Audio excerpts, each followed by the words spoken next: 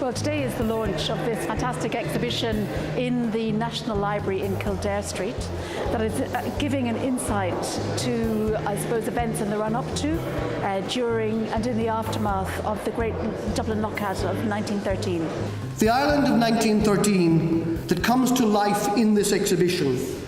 was a country in turmoil, polarised in its responses to what appeared to be the imminent introduction of Home Rule. Dublin was a deeply divided city, where a third of the population lived in city centre tenements and cottages in terrible poverty. So this is an exceptional period in Irish history, and it had the one single objective, and that was to get better political and industrial representation for workers who were really a voiceless people at that time, confronted by great odds and by great adversity. Well, first of all, it's important to give people access to the past, to their history, and to give them an understanding, I suppose, about how we've got to where we're at today, because I really do think if people come to this exhibition, it gives you an insight and an understanding to some really important events, I suppose economic events, but more importantly social events that brought about what was really a revolution in Ireland. I think a lot of people take for granted rights that were hard won. Basic things that people understand, that they get holiday pay, that they get holidays, that there are working conditions, that health and safety is taken as a requirement. All of these were not the norm. They had to be fought for and won by the trade union movement. So the contribution of organised labour in defining the modern workplace is something that really has to be reinforced to people today. I think it's a really important time in Irish history, to remember things like this in 1916. They were so pivotal in the way we live now, the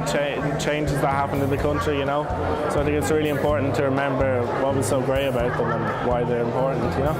So I came to the exhibition because I was walking on the street and I come from Belgium and don't know anything about the Dublin Lockout, so I wanted to learn a few things. You get a good view of what it was like, life there at that time, worse than I imagined. These realities of life, a mere 100 years ago, are captured in the photographs, the newspaper articles and the documents that the National Library of Ireland preserves in its collections, ensuring that the complicated history of an emerging nation is not forgotten and that we don't forget where we came from. So it's really important that we remember